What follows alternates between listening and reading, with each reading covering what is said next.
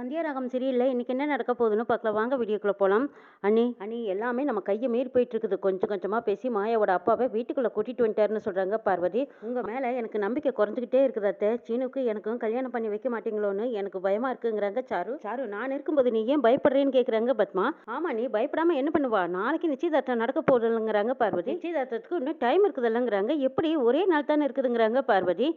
மாயா சீனுவை கல்யாணம் பண்ணிக்க மாட்டான், அதுக்கு நான் விடவும் மாட்டேன். என் பிள்ளைய கட்டிக்கிறதுக்கு அவளுக்கு எந்த தகுதியும் இல்லை அப்படி இப்படின்னு ஏதோ பேசுறாங்க பத்மா. சாரு நான் பண்ண நான் சத்தியத்தை நீ மறந்துடாத. உனக்கும் சீனுக்கும் தான் கல்யாணம் நடக்கும், தைரியமா இரு, நம்பிக்கையோடு இருங்கிறாங்க பத்மா. இவங்க 3 பேரும் பேசிட்டு இருக்கும்போது கிஷோர் வராங்க. வந்ததும் என்ன சம்மந்தி நல்லா இருக்கீங்களா, சீனு மாதிரி ஒரு நல்ல பையன் என் பொண்ணுக்கு மாப்பிள்ளையே அமைஞ்சதுல எனக்கு ரொம்ப சந்தோஷமா இருக்குதுன்னு பாராட்டுறாங்க. அவங்க கொடுத்து பேசாம அப்படி திரும்பிக்கிட்டு நிற்கிறாங்க பத்மா. ரகுராம் எனக்கு ஃபோன் பண்ண போது ஆச்சரியமா இருந்ததுங்கிறாங்க. எங்களுக்கும் ஆச்சரியமா தான் இருந்ததுங்கிறாங்க.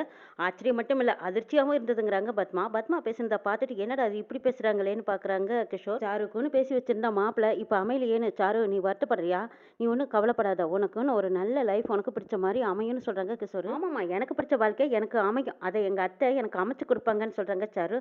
ஆமா எல்லாத்துக்கும் மேல விதின்னு ஒன்று இருக்குல்ல, நாம என்ன நினைச்சாலும் கடவுள் ஒரு கணக்கு வச்சிருக்கிறாருன்னு சொல்றாங்க. என்ன கணக்கு வச்சிருக்கிறாருன்னு கேக்குறாங்க பத்மா. மாயா சீனு 2 பேரும் காதலிக்கிறாங்கன்னு தெரிஞ்சு அவங்களுக்கு கல்யாணம் பண்ணி வைக்கலான்னு கூட்டிட்டு போனேங்கிறாங்க. ஆமாமா நீங்க ஒன்றும் நியாயமா கூட்டிட்டு போலியே, திருட்டுத்தனமா தானே கூட்டிட்டு போனீங்கிறாங்க பத்மா. ஆனா மாயா குடும்பத்தோட மானம் மரியாதை கௌரவம் இது எல்லாம் காப்பாற்றணும், குடும்பத்தோட சம்மதத்தோட தான் நான் கல்யாணம் பண்ணிக்குவேன்னு சொல்லிட்டாங்கிறாங்க கிஷோர். மாயா சொன்னதை நினைச்சு எனக்கு ரொம்ப பெருமையா இருக்குது சம்மந்திங்கிறாங்க கிஷோர்.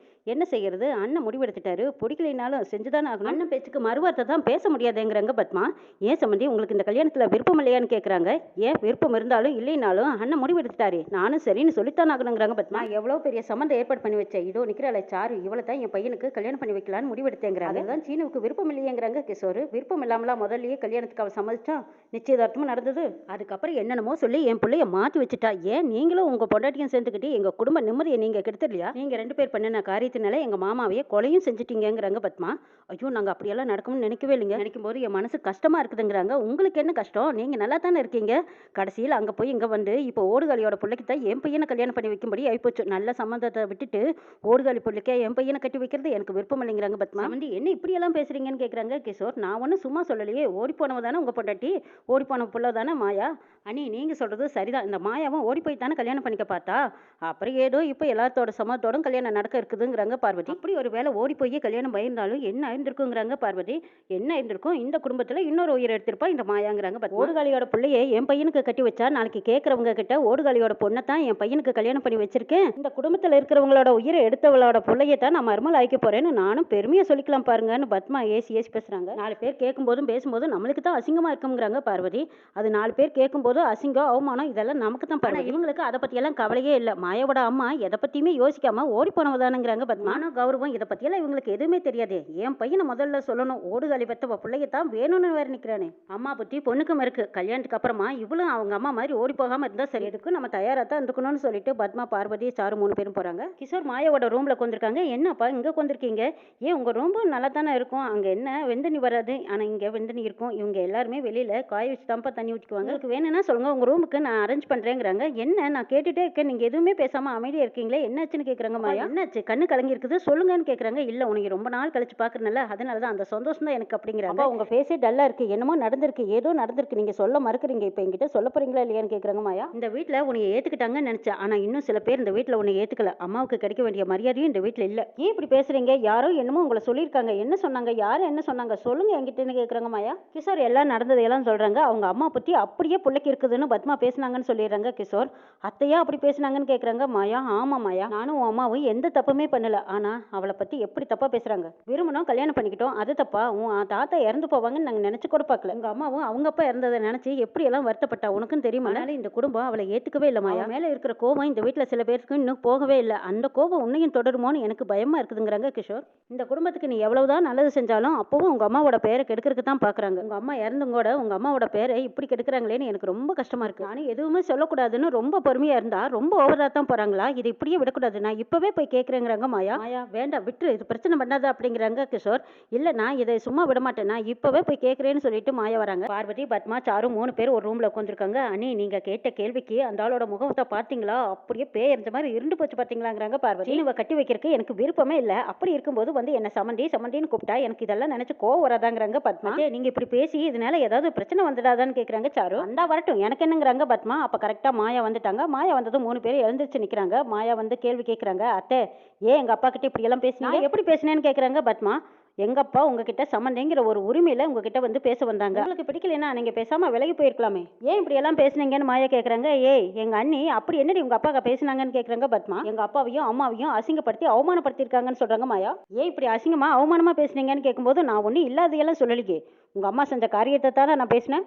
உங்க அம்மா தப்பே பண்ணலையான்னு கேக்குறாங்க. இப்பதான் எங்க அம்மா உயிரோடவே இல்லையே, அவங்கள பத்தி நீங்க ஏன் பேசுறீங்கன்னு கேக்குறாங்க மாயா. உங்க அம்மா அந்த குடும்பத்துக்கு செஞ்ச பாவம் சும்மா விடுமா, அதனாலதான் அவ அல்பாயுசுல போயிட்டா. அதெல்லாம் எப்பவே நடந்து முடிஞ்சு போன விஷயம். இப்ப எல்லாமே மறந்துட்டு இப்ப எல்லாரும் சந்தோஷமா இருக்க வேண்டிய நேரத்துல ஏன் இப்ப அதை பத்தி பேசுறீங்கன்னு கேக்குறாங்க மாயா. உங்க அம்மா என்ன மறக்கிற மாதிரியா தப்பு பண்ணிட்டு போனா, எத்தனை தலைமுறை ஆனாலும் உங்க அம்மா பண்ணின தப்பை யாராலும் மறக்க முடியாதுங்கிறாங்க பத்மா. உங்க அம்மா அவ வாழ்க்கை நல்லா இருந்தா போதும் மொத்த குடும்பத்தையும் அவமானப்படுத்திட்டு போனா, உனக்கும் அதே புத்தி தான், நீ மட்டும் நல்லா இருந்தா போதும் அப்படித்தான் நீ நினைக்கிற. இப்ப பாரு மாயா, உங்க அம்மா பண்ணிட்டு போன காரியம் இந்த குடும்பத்துக்கு இன்னும் கரையா தான் இருக்கு, அதை ஒன்றும் மறக்க முடியாதுங்கிறாங்க பாரு. சரி, இப்ப எதுக்காக நடந்து முடிஞ்சு போன விஷயங்களை எல்லாம் எங்க அப்பா கிட்ட சொல்லி எங்க அப்பா மனசை கஷ்டப்படுத்துறீங்கன்னு கேக்குறாங்க. நடந்து முடிஞ்சு போன விஷயம் இருந்தாலும் உங்க அப்பாவுக்கு கொஞ்சம் நல்லாவே தைரியம் தான். எப்படி எல்லாம் அவமானப்படுத்திட்டு உங்க அம்மா கூட ஓடி போய் திரும்பவும் இதே வீட்டுல வந்து உட்காந்துக்கிட்டு சாப்பிடுறாரு, இதெல்லாம் எப்படித்தான் ஒரு நாள் முடியும். அம்மா ஓடி போய் உங்க அப்பாவை கல்யாணம் பண்ணிக்கிட்டா உனக்கும் அதே பத்தி தான் இருக்கு. என் பையனை இழுத்துக்கிட்டு போய் கல்யாணம் பண்ணிக்க பார்த்தேன், நாளைக்கு உனக்கே ஒரு பொல்ல பிறந்தாலும் அதுவும் ஓடி போய் தான் கல்யாணம் பண்ணிக்கும். சரியான ஓடுகாலி குடும்பம். மாயாவுக்கு சரியான கோவம் வந்துருது. இதுக்கு மேல எங்க அம்மாவை பத்தி யாராவது ஒரு வார்த்தை தப்பா பேசுனீங்க நான் சும்மா இருக்க மாட்டேங்கிறாங்க. ஏன் மாயா என்ன அத்தைவே மிரட்டியாங்கிறாங்க. சாரு உன் வேலை என்னமோ அதை மட்டும் நீ பாரு. இந்த குடும்பத்தை பொறுத்த வரைக்கும் இந்த குடும்பத்துல எல்லாரும் ஒன்னா சந்தோஷமா இருக்கணும்னு தான் நானும் நினைச்சிட்டு இருக்கிறேன். ஆனா நீங்க பேசுறதுக்கெல்லாம் திருப்பவும் நானும் பதிலுக்கு பதில் பேசணும்னா நீங்க தாங்க மாட்டீங்கன்னு சொல்றாங்க மாயா. நீ எங்களை அவமானப்படுத்தி பேசுறதுக்கு என்னமா இருக்குது, விரல் நீட்டி பேசுற அளவுக்கு ஆயிட்டியா, ஏன் விட்டா எங்களை அடிச்சிருவா போல இருக்குங்கிறாங்க. எனக்கு தெரியும்டி நீ இப்படிதான் இருப்பேன்னு, நீ வெளியில போன மாதிரி நடிச்சிட்டு என்னெல்லாம் பண்ற, என் புள்ள உன்னை கல்யாணம் பண்ணிக்கிட்டு என்ன பாடுபட போறானோ தெரியலங்கிறாங்க. இங்க பாருங்க, இந்த குடும்பத்துல பிரச்சனை பண்றதே நீங்க மட்டும்தான். நீங்க கொஞ்சம் பேசாம இருந்தா இந்த குடும்பம் நிம்மதியா இருக்கும். ஐயோ அண்ணி பாத்தீங்களா, உங்களை வாயை முடிக்கிட்டு போன்னு சொல்லாம சொல்றாங்கிறாங்க பார்வதி. நீங்க பேசாம அமைதியா இருங்க, நீங்க ஏத்தி விடாதீங்க. நீங்க சொல்றதெல்லாம் கேட்கறதுக்கு என்னால ஓரளவுக்கு தான் பொறுமையா இருக்க முடியும். இந்த மாதிரி எல்லாம் திரும்பவும் பேசுனீங்க அப்புறம் நான் எடுக்க வேண்டிய முடிவு வேற மாதிரி இருக்கும். வார்த்தைகளை பார்த்து பேசுங்க.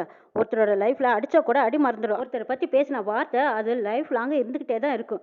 இனிமே இதை பத்தி யாராவது ஏதாவது எங்க அம்மாவையும் அப்பாவையும் தப்பா பேசுனீங்க நான் சும்மா இருக்க மாட்டேன், பார்த்து பேசுங்கன்னு சொல்லிட்டு மாயா அங்கிருந்து போறாங்க. மாயா போனதுக்கு அப்புறமா 3 பேருமா சேர்ந்து குறிஞ்சிருக்கிறாங்க. பத்மா ஓடி போய் செல்போன் எடுத்துட்டு வந்து சாரு கிட்ட கொடுக்குறாங்க. சாரு சாரு இதெல்லாம் பதிவாயிருக்கான்னு பாருங்கிறாங்க. எல்லாமே பதிவாயிருக்கத்தேங்கிறாங்க. சரி சரி, அவ என்ன அடிக்கிறதுக்கு கையோங்கனால அதை மட்டும் எடுத்து நம்ம சீனு கிட்ட காட்டலாங்கிறாங்க. பத்மா வெளியில போன்ல பேசிட்டு இருக்காங்க. அப்ப மணிவண்ணன் வராங்க. என்னடா சீனு, மாயா மேல இருக்கிற கோவம் இன்னும் போகலையான்னு கேக்குறாங்க. மாயா மேலும் மேலும் தப்பு பண்ணிக்கிட்டே இருக்கா, அவளுக்கு நீங்க சப்போர்ட் பண்றீங்கன்னு கேக்குறாங்க. சீனு மாயாவை தொட்டதுக்கெல்லாம் நீ குறை சொல்லிக்கிட்டே இருக்கிற, உங்க அம்மாவுக்கு தான் மாயாவை பிடிக்காது அதனால அப்படி சொல்றா, ஆனா உனக்குமா மாயாவை பிடிக்காம போச்சு.